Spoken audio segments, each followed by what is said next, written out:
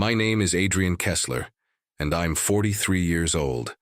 For the past 8 years, I've worked as a data integration architect at MediSync, a pharmaceutical data company based in Boston, Massachusetts. My job involves designing and maintaining the complex systems that integrate clinical trial data from multiple sources.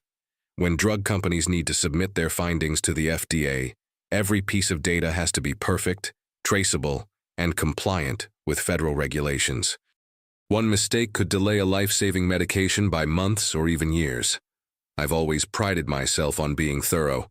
My systems are bulletproof, my documentation is meticulous, and my track record speaks for itself.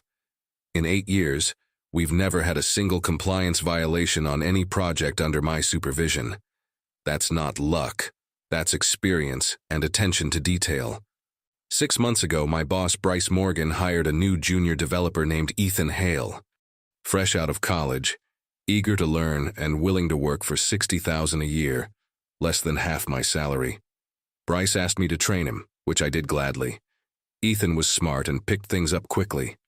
I taught him the basics, how our core integration platform worked, the regulatory requirements, and some fundamental troubleshooting techniques. If you enjoy stories of cold-blooded revenge and gripping plot twists, like this video and subscribe to the channel now. There are brand new, unreleased stories here every day, each one more intense than the last. What I didn't realize was that Bryce was positioning Ethan as my replacement. For weeks, Bryce had been asking me seemingly innocent questions about my work. "Could someone else handle this if you were out sick?" he'd ask. I answered honestly, thinking he was concerned about business continuity. The warning signs were there, but I missed them. Bryce started attending more technical meetings, asking for simplified explanations of complex processes. He'd suggest optimizations that made no sense from an engineering perspective, but would look good on a cost-cutting report. I pushed back politely, explaining why certain safeguards existed. "Adrian, we need to think bigger picture here," he'd say with that condescending smile. "Sometimes you have to break a few eggs to make an omelet." I should have seen it coming. But on March 15th, 2024, my birthday, Bryce called me into his office at 4:30 p.m. I expected the usual pleasantries, maybe even a small celebration. Instead, he handed me a termination letter. "We're restructuring the department," he said without looking me in the eye. "Your position is being eliminated as part of a cost optimization initiative. Today will be your last day." I sat there for a moment, processing what he'd just said. 8 years of perfect service, and he was firing me on my birthday. Then came the real kick in the teeth. "Ethan will be taking over your core responsibilities," Bryce continued. "He's learned the fundamentals thanks to your training. We'll save nearly $90,000 annually with this transition." That's when I understood. This wasn't about optimization. It was about greed. Bryce wanted to show upper management that he could cut costs while maintaining operations. He figured 6 months of basic training was enough to handle a senior architect's workload, replacing my $150,000 salary with Ethan's $60,000 wage. I kept my voice steady. "I see. And when does this transition take effect?" "Immediately. Security will escort you out in 10 minutes. We'll have your personal items shipped to you." As I cleaned out my desk, I noticed Ethan hovering nearby, looking uncomfortable. He approached as I packed my last few items. "Adrian, I had no idea they were planning this," he said quietly. "I thought I was just being cross-trained for backup support." I believed him. Ethan was a decent kid who'd been used as a pawn in Bryce's game. "Take care of yourself," I told him. "And remember, those compliance protocols I showed you aren't suggestions. They're federal requirements." Walking out of that building, I felt a cold anger settling in my chest. Not the hot, explosive kind that makes you do something stupid. The cold, calculating kind that makes you think clearly and plan carefully. The first thing I did when I got home wasn't to open a beer or call my wife to vent. Instead, I opened my laptop and began documenting everything I could remember about my final weeks at MediSync. Every conversation with Bryce, every optimization he'd suggested, every protocol he'd questioned. In my line of work, documentation isn't just good practice, it's survival.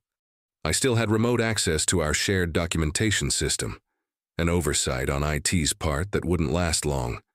Before they cut me off, I downloaded every technical specification I'd written, every system architecture diagram, and most importantly, every compliance protocol I'd established over the years. These weren't confidential company secrets. They were industry standards that I'd adapted for MediSync's specific needs. 3 days after my termination, I received a call from Jacob Martinez, one of my former colleagues in the integration team. Jacob and I had worked together for 5 years, and he was one of the few people at MediSync I genuinely respected. "Adrian, man, things are already going sideways here," he said, his voice tense. "Bryce called an all-hands meeting yesterday and basically told everyone that you were holding the company back with outdated processes. He's pushing for what he calls streamlined optimization of the core integration platform." I felt a chill run down my spine. What kind of optimization? He wants to eliminate what he calls unnecessary validation steps from the data pipeline. Says they're slowing down processing times and costing us competitive advantage. Ethan tried to explain why those steps exist, but Bryce cut him off. Said he didn't want to hear about regulatory red tape. This was worse than I'd imagined. Those validation steps weren't unnecessary. They were safeguards mandated by FDA guidelines for clinical trial data integrity. Removing them could invalidate entire clinical research programs if discovered during an audit. "Jacob, listen to me carefully," I said. "Document everything. Every directive from Bryce, every change to the system architecture, every meeting where these decisions are made. Keep detailed notes with timestamps." "Why? What are you thinking?" "I'm thinking that Bryce is about to learn why those outdated processes exist in the first place." Over the next 2 weeks, I kept in touch with Jacob and a few other former colleagues. The picture that emerged was predictable and alarming. Bryce had convinced upper management that my departure would lead to immediate efficiency gains. He'd promised faster processing times, reduced operational costs, and streamlined workflows. Meanwhile, Ethan was struggling badly. Despite his intelligence and work ethic, he was trying to manage systems that required years of experience to understand fully. The basic training I'd given him covered maybe 20% of what the job actually required. Bryce had forbidden him from implementing several of the compliance checks I'd taught him, calling them bureaucratic overhead. It was around this time that I made a discovery that changed everything. I was reviewing my personal backup files when I noticed something strange in the system logs I'd downloaded. There were entries showing administrative overrides to compliance protocols, changes that had been backdated to appear as if they'd been implemented weeks before my termination. I cross-referenced these logs with the timestamps on Bryce's email directives, and the pattern became clear. Bryce had been making unauthorized changes while I was still employed, then backdating them to avoid accountability. Some of these modifications had been pushed through during my vacation days in January 2024, using his administrative privileges to bypass the standard approval process. This wasn't just poor management. It was fraudulent documentation of compliance procedures. In the pharmaceutical industry, that's a federal crime. I spent the weekend creating a comprehensive analysis of what I'd found.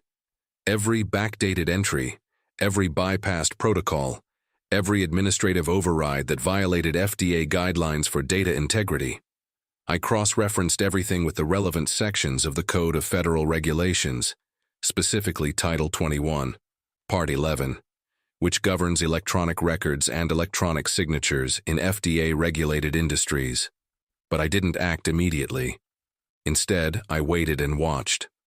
Jacob continued to provide updates on the deteriorating situation. Processing errors were increasing, client complaints were mounting, and Ethan was working 70-hour weeks trying to keep the systems functional.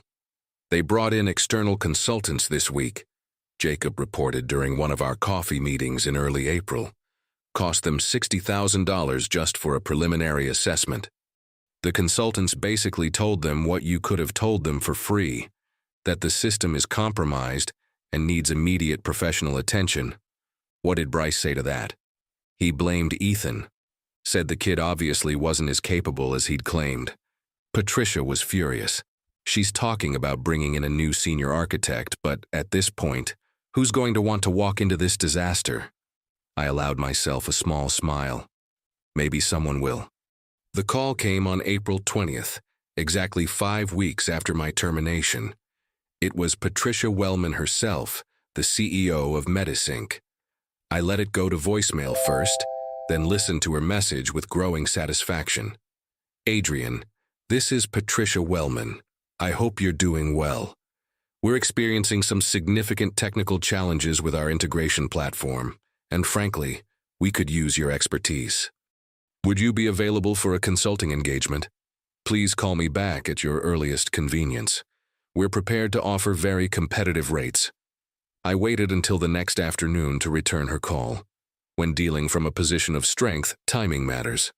Patricia, I received your message, I said when she picked up. I understand you're having some technical difficulties. Adrian, I'll be direct. Our system is failing. We've had 5 major client complaints this week.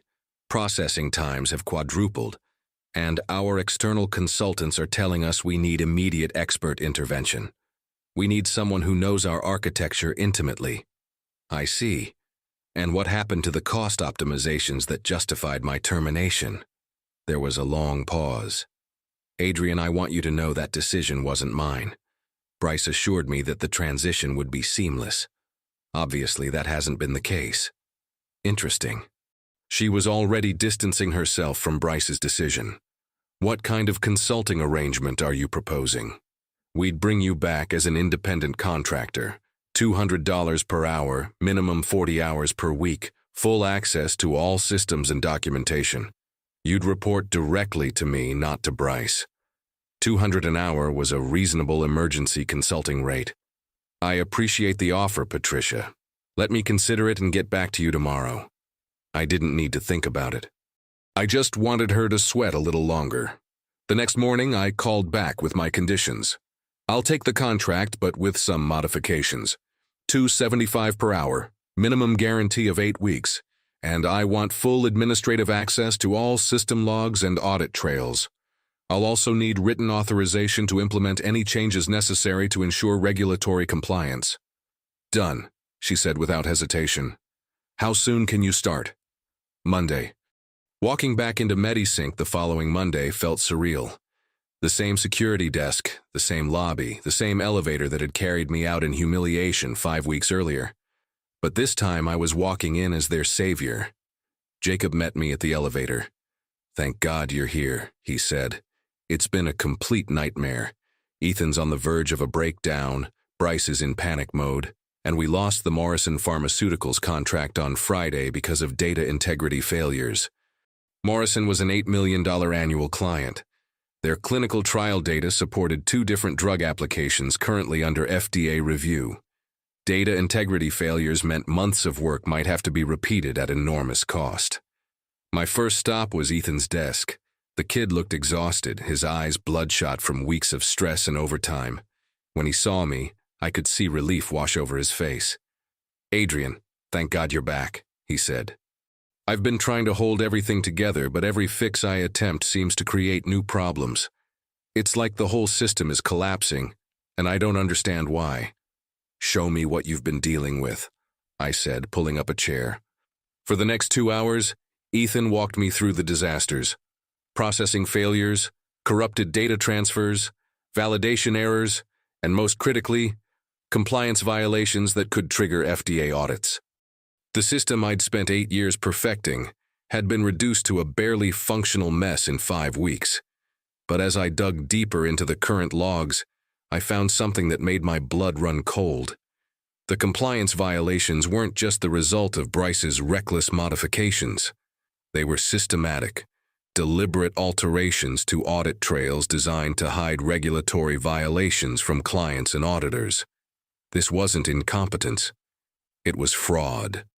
Ethan, I need you to show me exactly which changes Bryce ordered you to implement, and I need to see any documentation where these changes were discussed. Most of it was verbal orders, he said nervously. Bryce said he wanted to minimize paper trails for efficiency improvements, but I kept personal notes because I was worried about the compliance implications. His notes detailed every instruction Bryce had given him. including direct orders to disable certain FDA-mandated validation checks and to modify system logs to hide processing errors from client reports. By Wednesday, I had stabilized the most critical systems and restored basic functionality. But I had also compiled something far more valuable, a complete evidence package documenting systematic compliance fraud orchestrated by Bryce Morgan. The evidence showed that Bryce had used his administrative privileges to authorize changes that he knew violated federal regulations. When these changes caused system failures, he'd ordered the audit trails to be modified to hide the violations. When clients complained about data integrity issues, he'd instructed staff to manually correct the data without documenting the corrections. On Thursday morning, I requested a meeting with Patricia Wellman. I walked into her office with a thick folder and a USB drive containing everything I'd discovered. "Patricia, we need to discuss something more serious than system recovery," I said, closing the door behind me. "We need to talk about federal compliance violations and potential criminal fraud." Her face went white as I laid out the evidence. The backdated authorizations from January 2024, the falsified audit trails, the hidden system failures, the undocumented data corrections. Each violation carried potential fines of up to $10 million. Jesus Christ, Adrian. Are you saying Bryce committed fraud? I'm saying the evidence suggests systematic violations of federal regulations governing pharmaceutical data integrity. Whether that constitutes fraud is for lawyers and federal prosecutors to determine. She stared at the documents for a long moment. "What do we do?" "You have two options. Report this to the FDA immediately and cooperate fully with their investigation, or try to cover it up and hope nobody ever audits your systems. That's not really a choice, is it?" "No, it's not." That afternoon, Patricia called an emergency meeting with the company's legal team. By Friday, MediSync had retained a specialized regulatory attorney and prepared a voluntary disclosure to the FDA's Office of Regulatory Affairs. Bryce was suspended pending investigation. Over the weekend, I received a call that would change my future. It was David Reynolds, the Chief Technology Officer at Synapse Analytics, a competing pharmaceutical data company also based in Boston. We'd met at industry conferences over the years. "Adrian, I heard through industry contacts that you're consulting at MediSync after some kind of systems crisis," he said. "I also heard that you might be looking for new opportunities soon." Word traveled fast in our specialized industry. "I'm listening," I replied. "We're expanding our operations and need someone to lead regulatory compliance architecture. The position pays $160 to $180 base plus performance bonuses, full benefits, and stock options. Most importantly, you'd have complete technical autonomy, $180,000. That was $30,000 more than I'd been making at MediSync. When would you need an answer? Take your time. The position won't be posted publicly for another month. I wanted to reach out to you first." The following Monday brought federal investigators to MediSync. The FDA had responded to the voluntary disclosure by launching a formal investigation.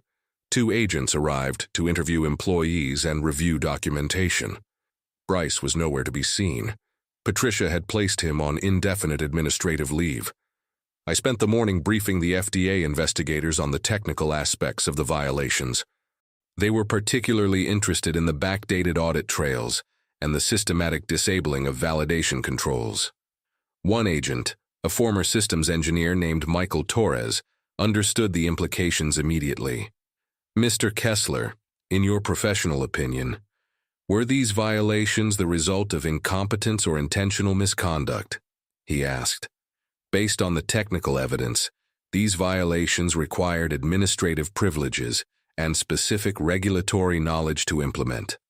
They weren't mistakes or oversights.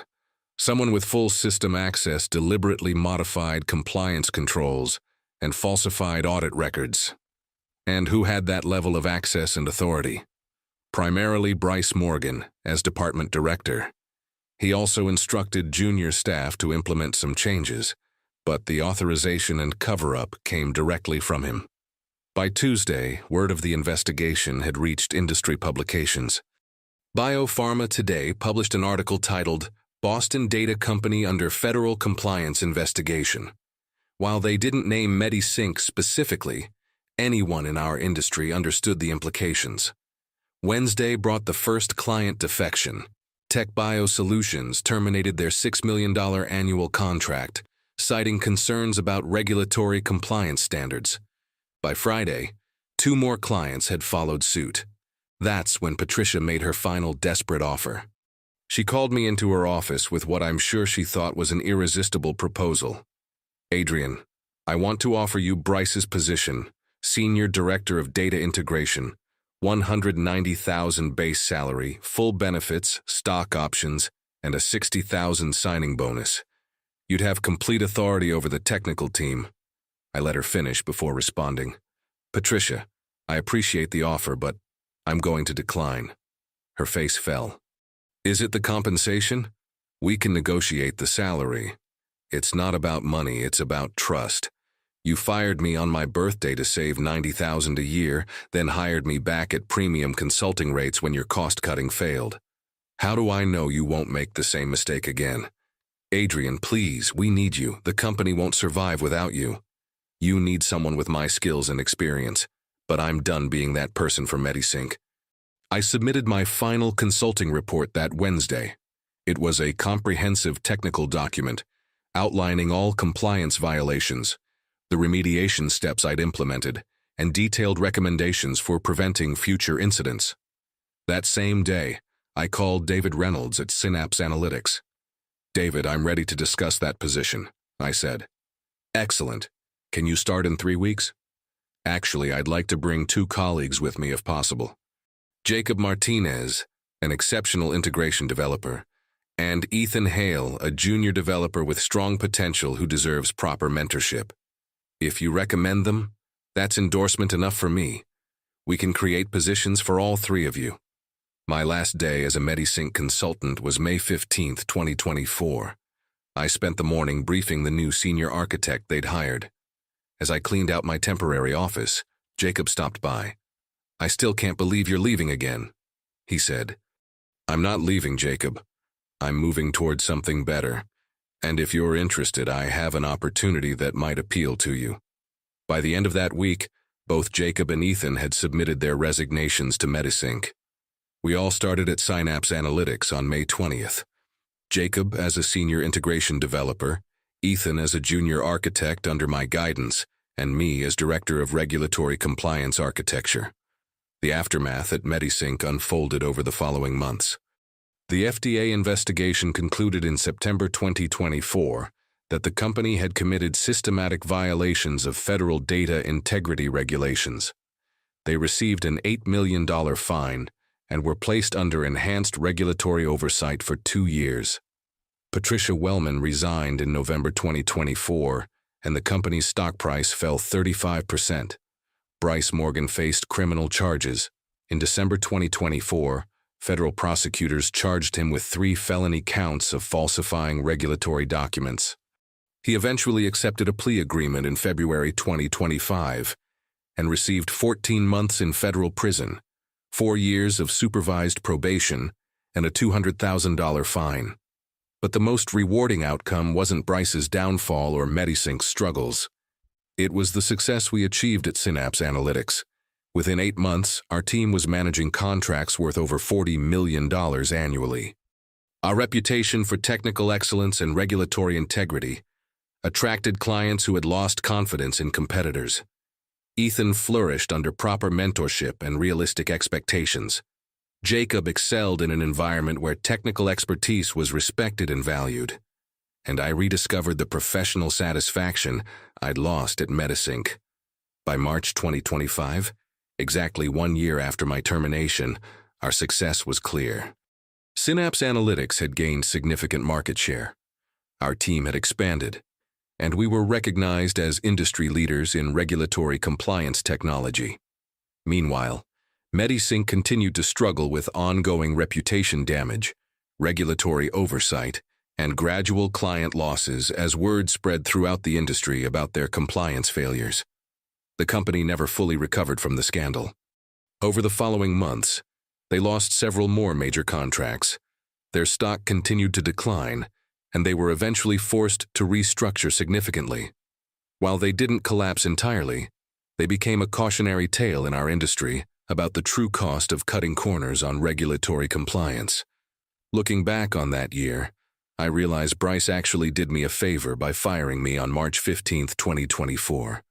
His short-sighted greed freed me from a toxic environment and opened the door to professional growth I never would have experienced otherwise.